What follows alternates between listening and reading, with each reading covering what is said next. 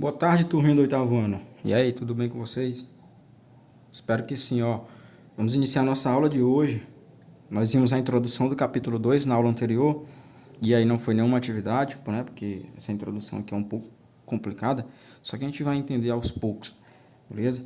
E hoje daremos início aqui ao estudo das propriedades dos números reais, certo? Já vimos que os números reais é a classe que envolve todos os tipos de números, né? Inteiro, decimal, decimal exato, não exato, dízima periódica, números positivos, números negativos, incluindo zero.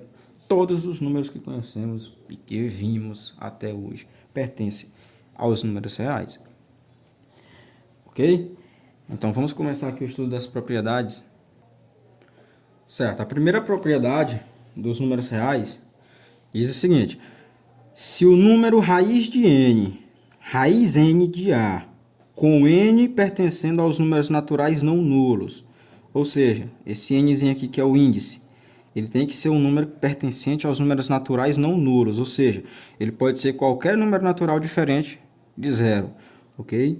E a, que é o radicando, dentro do radical, pertencente aos números naturais, certo? Então ele pode ser qualquer número natural. Se esse número não é inteiro, ou seja, se o resultado desse número aqui não é um número inteiro, ele então é um número real. Como assim, professor?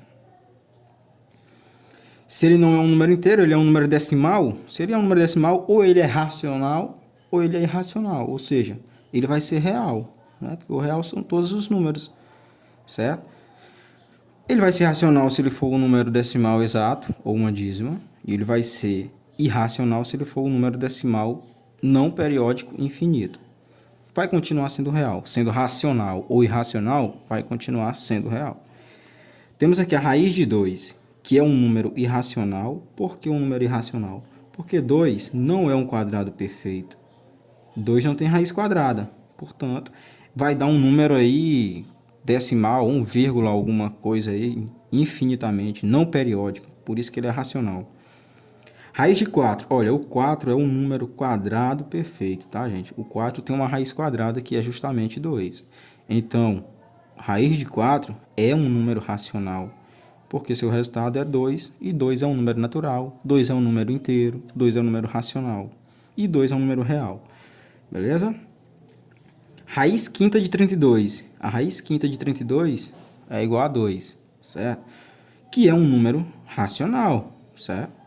É uma raiz, só que tem um decimal inteiro. Tem um decimal inteiro positivo, então ele pertence aos números racionais. Notemos que 2, 2 aqui, que é a raiz, pertence aos números racionais. Então, 2 pertence aos reais. E se 2 pertence aos números racionais, é óbvio que ele também pertence aos reais, porque os reais é a classe maior dos números, abrange todas as classes, certo? E raiz de 2, que vimos aqui, pertence aos irracionais. Então, raiz de 2 pertence aos reais também? Também, certo? Se pertence aos racionais, pertence aos reais. Se pertence aos irracionais, também pertence aos reais, certo? A raiz cúbica de 27 não pertence aos números. Olha aqui, ó, ele pegou reais menos racionais. Gente, reais, números reais menos racionais, a gente viu na última aula que isso aqui é igual a irracionais, né? Se um número real não é racional, ele é o quê? Ele é irracional, beleza? Por isso que ele diz, raiz cúbica de 27 não pertence aos irracionais, certo? Pois raiz cúbica de 27 é 3, né? 3 elevado ao cubo é 27. E esse 3 pertence ao quê? Aos racionais, certo? Se um número, vou repetir o que eu falei na última aula. Se um número pertence aos racionais, ele não pertence aos irracionais. Se um número pertence aos irracionais, ele não pertence aos racionais. Por quê? Não tem nenhum número que seja ao mesmo tempo racional e irracional. Ou ele é um ou ele é outro. Só que ambos pertencem aos números reais. Raiz nona de zero não pertence aos R menos Q. reais menos racionais, como eu falei, é irracional. Então, raiz nona de zero não pertence aos irracionais. Por quê? Porque a raiz cúbica ou raiz nona de zero é igual a zero, certo? E zero pertence ao quê? Aos números racionais. Se ele é racional, ele não é irracional, ok? Então é isso. A segunda propriedade dos números reais diz que a soma de um número racional com um número irracional é um número irracional, certo? Então, toda vez que tu somar um racional com um irracional, tu vai ter sempre um irracional. Como assim, professor? Exemplo, inteiro. Um inteiro é um número racional, ou seja, pertence à classe do quê? Mais π. Gente, eu falei na aula, já falei várias vezes, que o π é um número decimal infinito, inexato, não periódico. Estão observando algum período aqui? Não tem período. Ele é infinito, tá? Ele é infinito. Ou seja, ele é irracional. O π é um número irracional. Qualquer número racional somado com um número irracional, esse número vai continuar sendo irracional. Ok? Então, ó, racional mais irracional, irracional. Terceira propriedade, a mesma coisa, só que diz respeito à subtração. A diferença entre um número racional e um número irracional, em qualquer ordem, continua sendo um número irracional. Certo, gente? Número irracional. Temos aqui o 4, que é um número inteiro, que é um número natural e que é um número racional, menos o π, que é um número irracional, que é igual a um número irracional, tá, gente? Beleza? Então, tanto faz tu somar ou subtrair um racional com um irracional, o resultado sempre será um número irracional, infinito, não periódico. Quarta propriedade diz assim: o produto de um número racional não nulo, ou seja, esse número racional não pode ser zero, por um número irracional é um número irracional, certo? Então, qualquer multiplicação de um número racional por um número irracional é um número também irracional, desde que esse número racional não seja zero, não pode ser zero. Tem aqui o exemplo, raiz quadrada de 4 vezes raiz quadrada de 3. Ó, gente, o que eu faço nesse caso? Raiz quadrada de 4 vezes raiz quadrada de 3. Eu repito o radical aqui, ó. Repito o radical e multiplico 4 vezes 3. 4 vezes 3, que é 12. Então, eu tenho aqui raiz de 12. 12 é um quadrado perfeito? Não. 12 tem raiz exata? Não. Vai dar um número decimal inexato infinito. Vai ser mais ou menos quanto? Ó, eu sei que raiz quadrada de 9 é 3.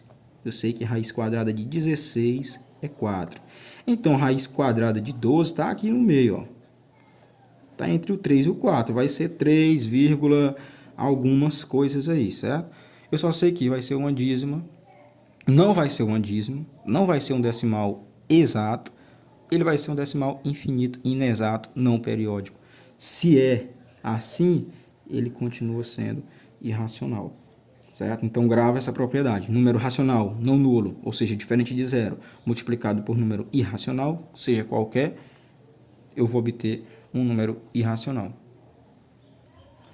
Na página 47, vamos aqui para a quinta propriedade, que fala do quociente, né? Fala do quociente de um número racional, não nulo, né? Diferente de zero, racional, diferente de zero, por um número irracional, certo? Que vai ser um número irracional. Beleza. Então, o quociente, a divisão de qualquer número racional, tá, gente? Qualquer número racional. Volto a repetir, quem são os números racionais? Qualquer número inteiro, qualquer número natural e qualquer número que pode ser escrito em forma de fração, decimal exato e decimal periódico, certo? Dízimo periódico. Então, é o seguinte, a divisão de um decimal num nulo, diferente de zero, por qualquer número irracional, né? Tem aqui o exemplo do π, que é um número irracional? Sempre será um número irracional. Propriedade operatória dos números irracionais. São válidas todas as propriedades dos números reais. Exemplo. Se A, gente, se A é igual a 3 e B é igual a raiz de 5, então A sobre B, né, a divisão de A sobre B, se eu colocar o A aqui no numerador e o B no denominador, é um número irracional. Ok? Por quê? Por quê? Olha aqui, 3 é um número inteiro. É um número natural. É um número racional. Então, 3 pertence aos números racionais. Raiz de 5, que é o B que vai ficar no denominador, é um número, gente, irracional, tá, gente? Pertence aos irracionais. Ok? Então, eu tenho o que aqui? Eu tenho uma divisão, eu tenho um quociente, propriedade 5, eu tenho um quociente de um número racional por um número irracional, com esse número racional aqui sendo diferente de zero. Esse resultado é o quê? Irracional. A gente viu aqui na propriedade 5. Se P, né, que é a raiz de 6, e G, 3, então P dividido por G, né, P sobre G, é também um número irracional. Olha, é a mesma coisa, gente. Tanto faz o número irracional tá no numerador como no denominador. Tá? Nesse caso aqui, nós temos P sobre G. P sobre G. Quem é P? Raiz de 6. Então, raiz de 6 e sobre G, que é 3. Gente, raiz de 6 não tem raiz exata, né? Portanto, é um número irracional. E 3 é um número exato positivo que pertence aos números racionais. Divisão de número irracional por um número racional é sempre um número irracional. Beleza? Ah, professor, e se esse numerador aqui for um número que tem a raiz quadrada, tem a raiz cúbica, raiz quarta? Aí ele vai pertencer aos racionais. Aí nesse caso vai ser um racional dividido por um racional, e aí vai ser um racional, certo?